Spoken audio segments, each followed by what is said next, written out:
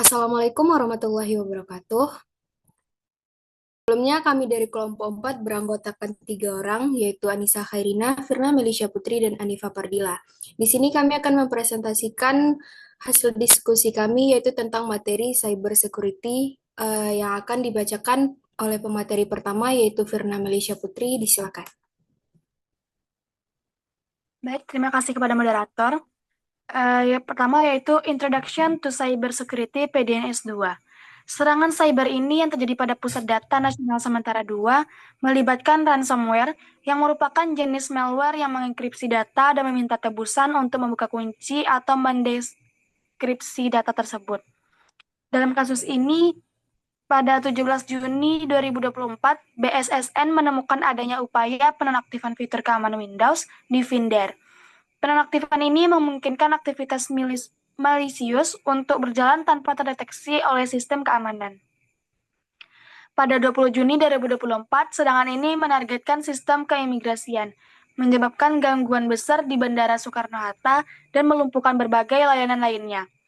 Peretas kemungkinan memanfaatkan celah keamanan pada perangkat atau sistem yang tidak dilindungi dengan baik, seperti penonaktifan Windows Defender, serta kemungkinan kelalaian dalam pengelolaan patch dan pembaruan perangkat lunak. Setelah berhasil mengakses sistem, ransomware mulai mengenkripsi data yang penting, mengakibatkan gangguan operasional dan menghambat layanan yang vital.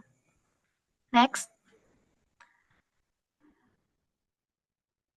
Titik lemah dalam sistem keamanan yang dimanfaatkan oleh peretas.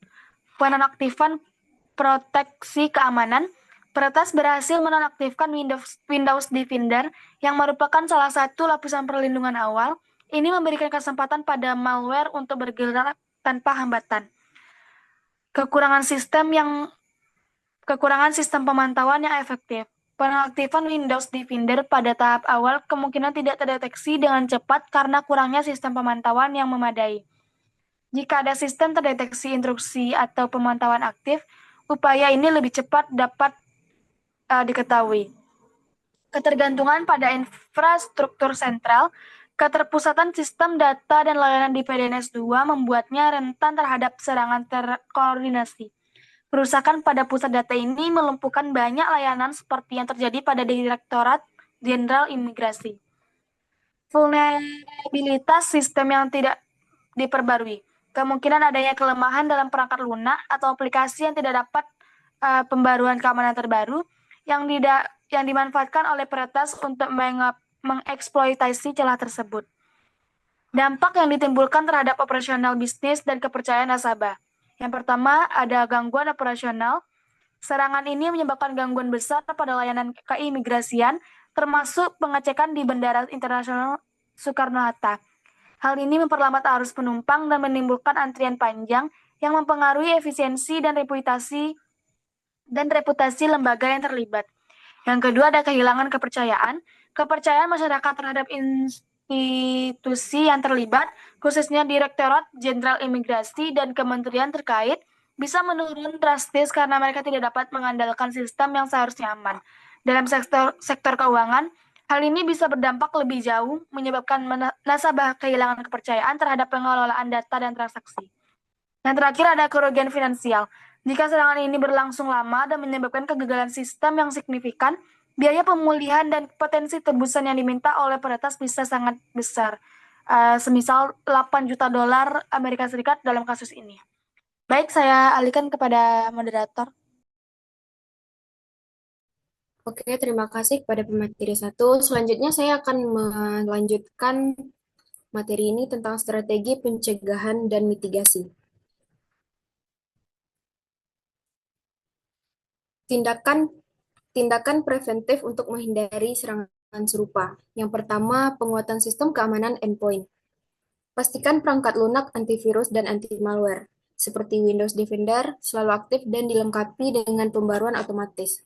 Selain itu, implementasikan solusi antivirus dan anti-malware yang lebih canggih untuk melindungi endpoint di seluruh organisasi. Yang kedua, penerapan kebijakan keamanan berlapis. Gunakan strategi pertahanan berlapis atau defense in the depth dengan memasang firewall, IDS atau IPS, dan sistem pemantauan lainnya untuk mendeteksi dan mencegah aktivitas mencurigakan mencurigakan sejak dini. Yang ketiga, pembaruan dan patching secara rutin untuk memastikan bahwa semua sistem dan aplikasi yang digunakan terlindungi dari kerentanannya. Pembaruan ini harus mencangkup sistem operasi, aplikasi, dan perangkat keras. Yang keempat, pelatihan keamanan untuk karyawan. Berikan pelatihan rutin kepada seluruh karyawan untuk mengenali tanda-tanda potensi, serangan phishing dan ransomware, serta cara untuk melaporkannya.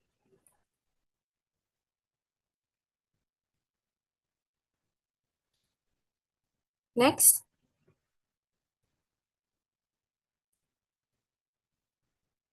penguatan sistem informasi akuntansi dengan metode keamanan. Yang pertama adalah enkripsi. Gunakan enkripsi untuk melindungi data sensitif baik saat penyimpanan maupun saat transmisi untuk mencegah akses yang tidak sah pada informasi akuntansi yang penting. Yang kedua, backup rutin dan pemulihan cepat. Lakukan backup data secara rutin dan pastikan cadangan data disimpan secara terpisah dalam lingkungan yang aman. Tes pemulihan data secara berkala untuk memastikan bahwa data dapat dipulihkan dengan cepat setelah insiden. Yang ketiga adalah sistem deteksi intrusi. Implementasikan sistem deteksi intrusi untuk memantau aktivitas mencurigakan dalam jaringan dan segera mendeteksi serangan yang mungkin terjadi sebelum menyebar luas. Selanjutnya, simulasi respon insiden. Identifikasi dan isolasi insiden. Setelah mendeteksi serangan, langkah pertama adalah mengisolasi sistem yang terinfeksi untuk mencegah penyebaran lebih lanjut dan menghentikan komunikasi dengan server peretas.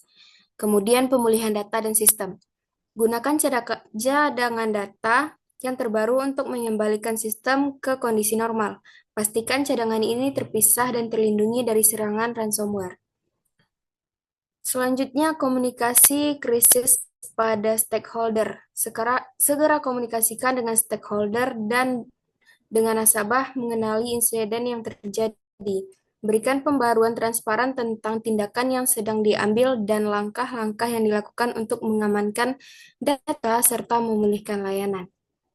Selanjutnya akan dilanjutkan oleh pemateri ketiga yaitu Anifa Pardila, disilakan.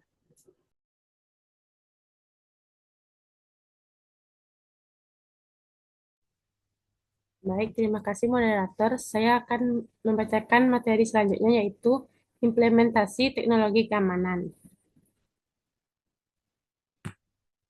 Teknologi atau framework keamanan ada dua, yaitu Zero Trust Architecture, yaitu implementasikan arsitektur Zero Trust yang mengasumsikan bahwa setiap permintaan untuk mengakses sumber daya harus divalidasi, baik dari dalam maupun luar jaringan.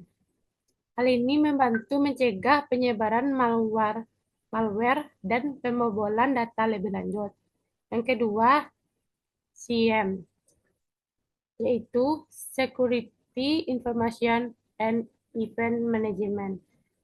Gunakan SIEM seperti Splunk atau IBM QRadar untuk mengumpulkan dan menganalisis log keamanan dari seluruh jaringan dan endpoint. Ini membantu mendeteksi ancaman sejak dini dan memberikan wawasan tentang serangan yang sedang berlangsung.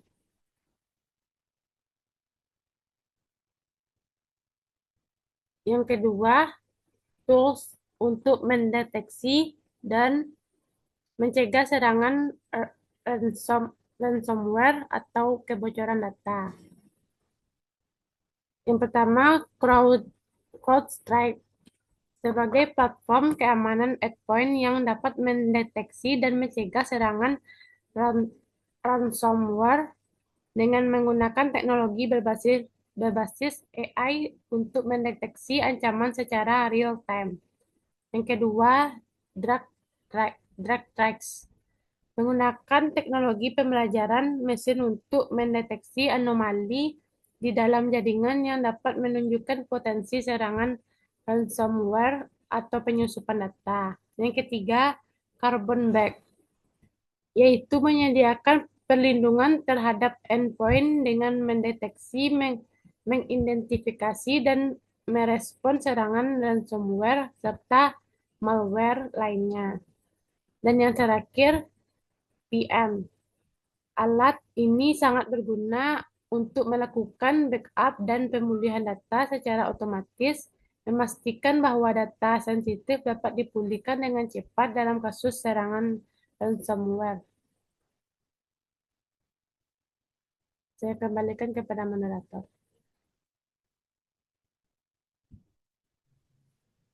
Oke, terima kasih kepada pemateri ketiga. Mungkin hanya sebanyak itu hasil presentasi dari kami, dari kelompok 4. Kami ucapkan terima kasih. Wassalamualaikum warahmatullahi wabarakatuh.